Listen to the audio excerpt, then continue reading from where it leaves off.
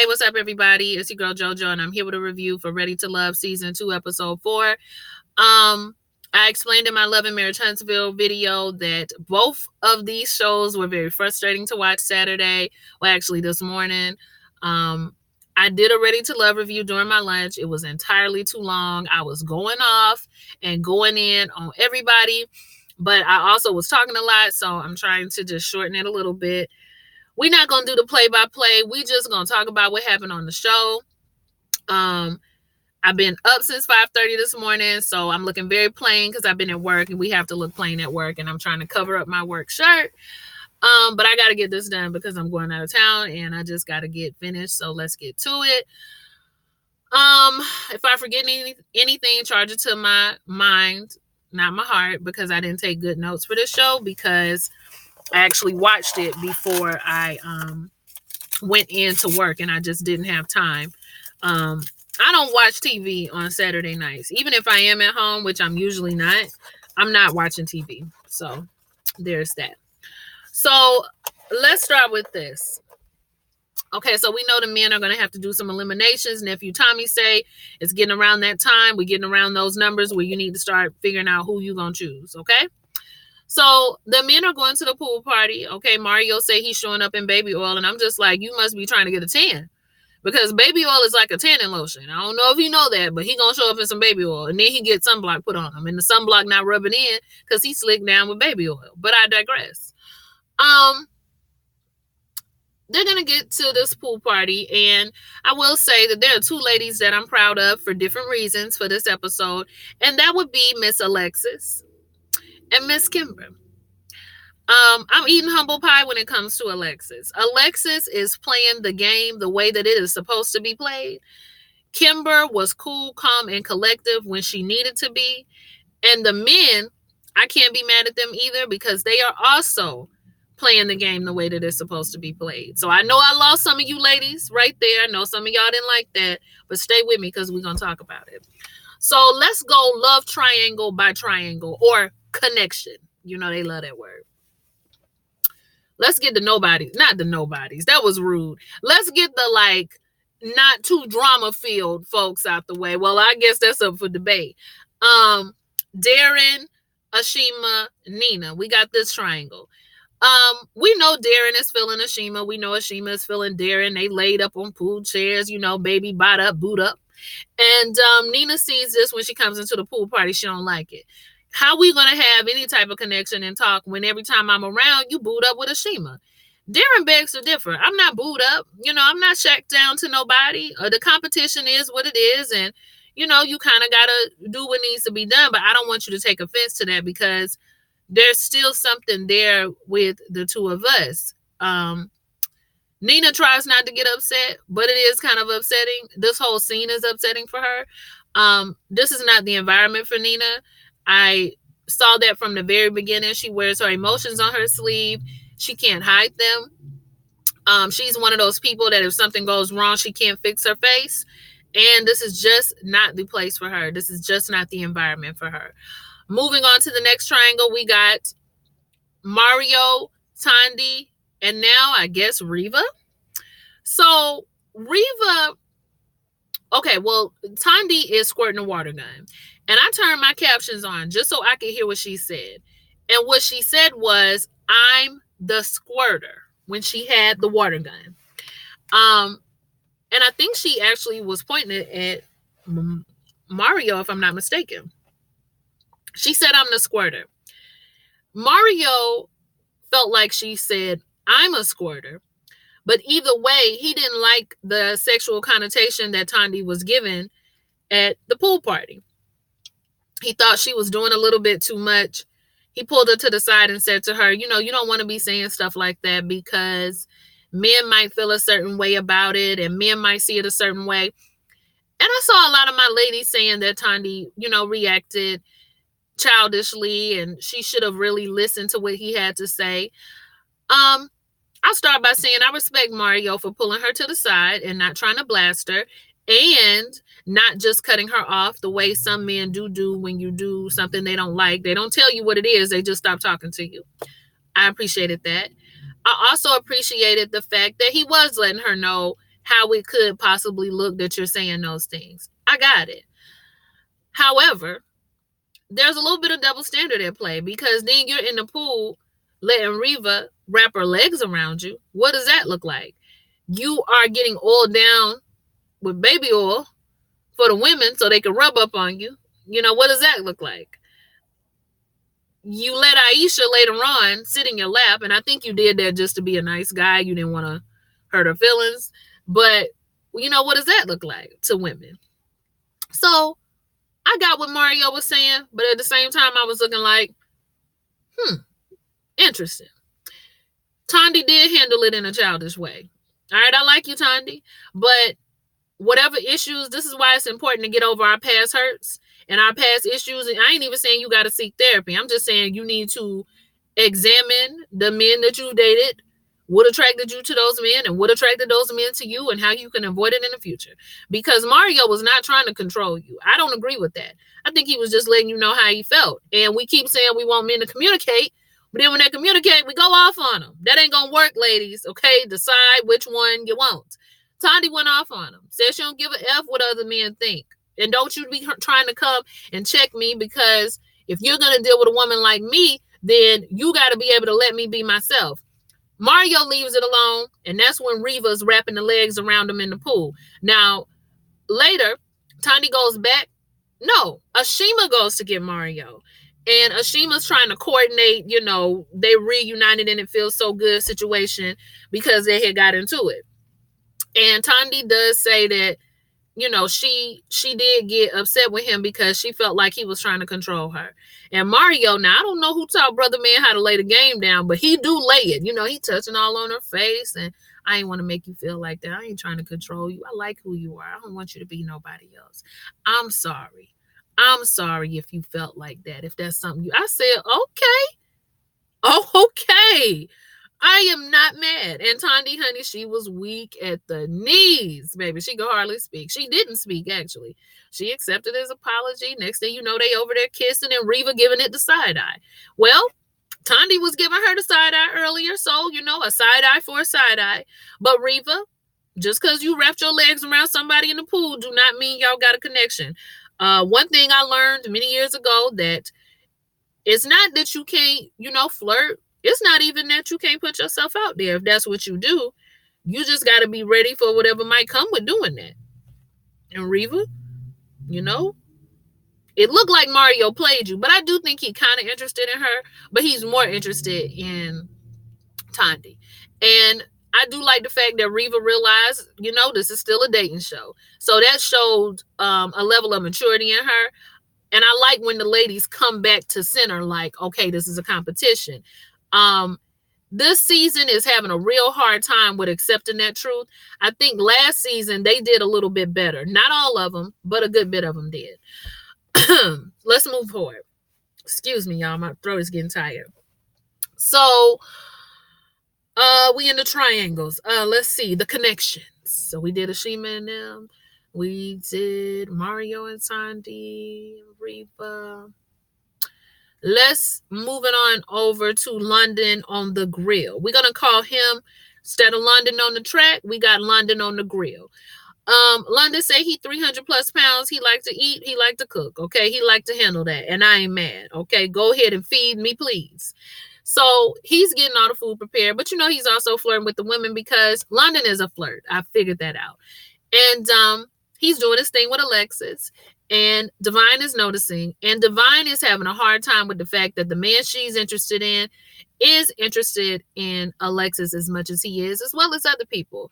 So she knows it's a competition, but she's aggravated. And she tells him, and I respect that.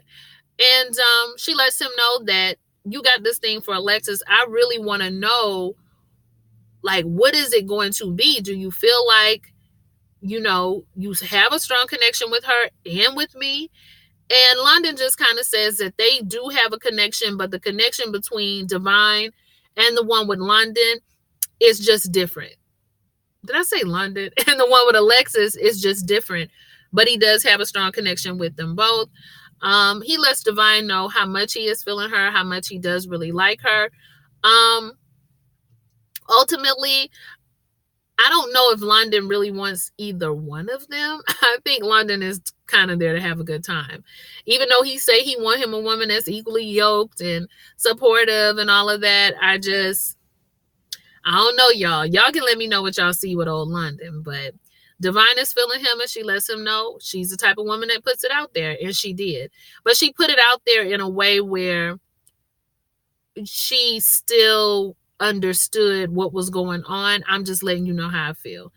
And she left it out there for him to decide, which was a very grown woman move, which was not what my girl Aisha did.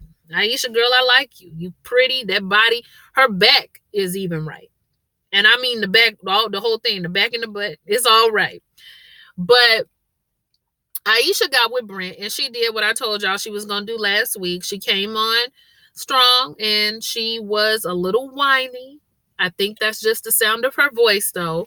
But she was just like, I feel like I'm reaching out to Brent. Brent hasn't called me and I'm doing a lot of the reaching out and you're not reciprocating. Brent says in a very nice way, but also a way like you doing too much. Well, now that you've told me that, now I can step back and you can allow me to reciprocate or something like that. And it was right then Aisha knew she had lost. But Aisha, you committed one of the cardinal rules. It's one of the top 5. You'll never reach out to somebody more than they're reaching out to you. And that's in all relationships, even if you're dealing with a friendship. Why am I doing all the reaching out and you're not doing any of it? So when you're dealing with a man in those dating stages, it's important that you learn when you need to pull back. You don't want to make yourself too available, too needy, too none of that, because too of anything is going to cause that man to run out of one door. So, you just don't want to do all of that. And I wish Will Packard would give us a time frame as to how long these people know each other, because I think it would help the viewers understand, are these connections really strong over time? Are these women jumping the gun? Like, you can't really figure out, is Aisha moving too fast or have they been talking for some time? Like, that part is hard to figure out. But either way, Brent all of a sudden is now not as interested. And now guess who he's feeling? Alexis. Alexis was making her way about the party, kind of talking to anybody who didn't have anybody right in front of their face at the time. Alexis played the game, like I said, the way that it's supposed to be played. She's not interested in all of those men. I don't even know if she's interested in London, but she knows that her chances are better are sticking around with the one that she likes if she makes sure that she plays the game and she doesn't go home. So she's doing just that. And she got to make up for those missed dates. So she played it. And she played it well. I have no complaints. Now, let's see. Because the object of the game is to spend as much time on the show with the person that you're feeling. And if you get sent home, you can't do that. So she's working the room. She talks to Brent. Nothing about that conversation said to me that Alexis was feeling him. She was a listening ear. She has those deep swimming pool eyes. Brent fell in, and that Negro was doing the backstroke. Okay, he fell deep, and now he feels like he is feeling Alexis because they had a genuine conversation. No, you didn't. You had a genuine conversation. Alexis listened and then added her little bit on the end. Boy, y'all gonna let Alexis run circles around you. Watch. So then, okay, speaking of Alexis goes and talks to Carrie because Carrie also feels like he's been interested in Alexis too. So Alexis, honey, she just got everybody's attention.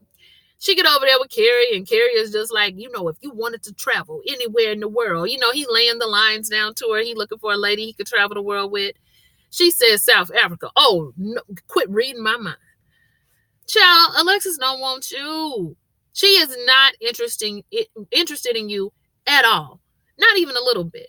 Even though Carrie feels like, they got this connection and something might be happening. Like I said, Alexis is working the room so she can make sure she stays in the room and out of eliminations.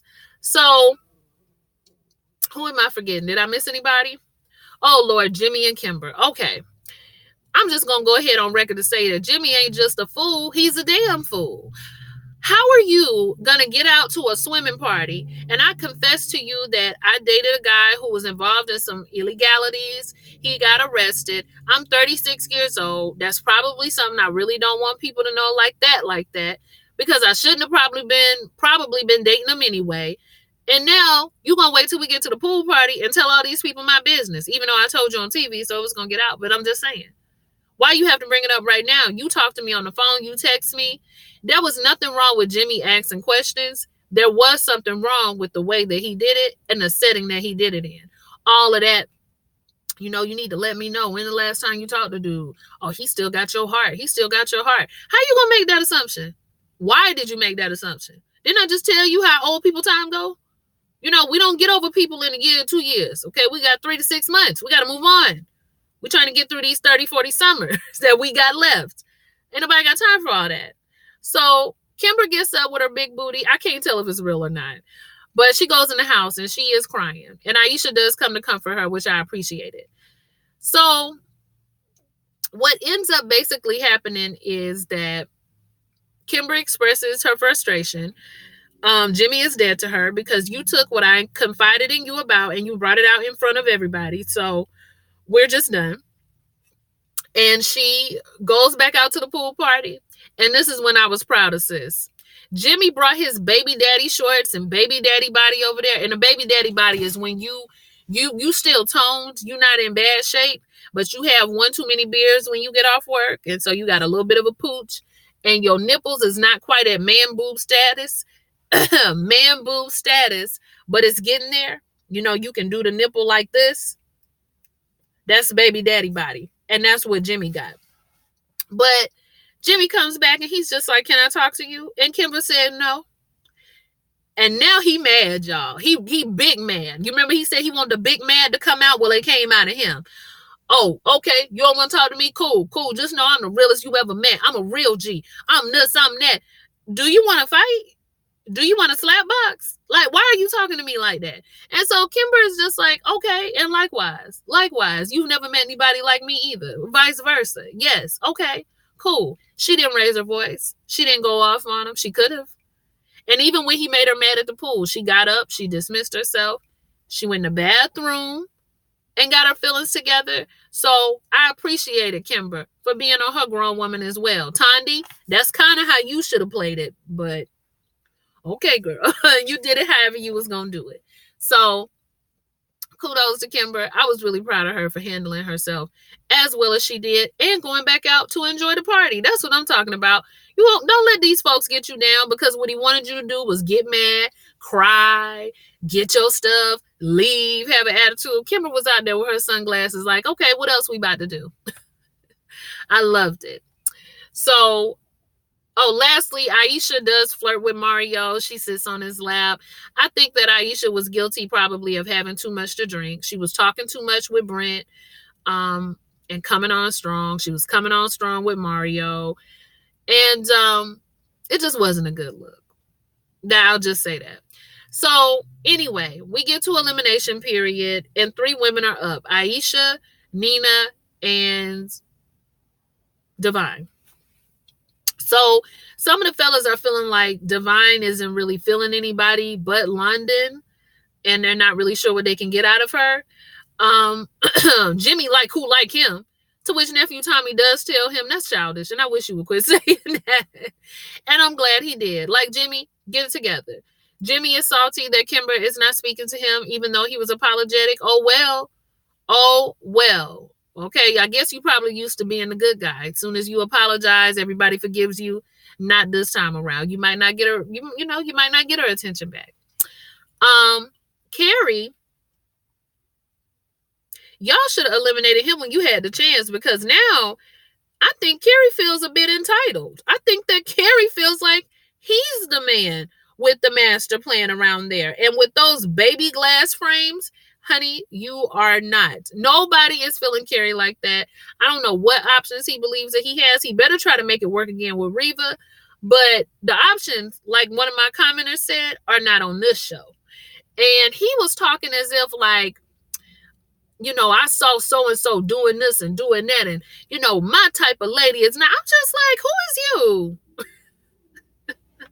Who are you really, Carrie?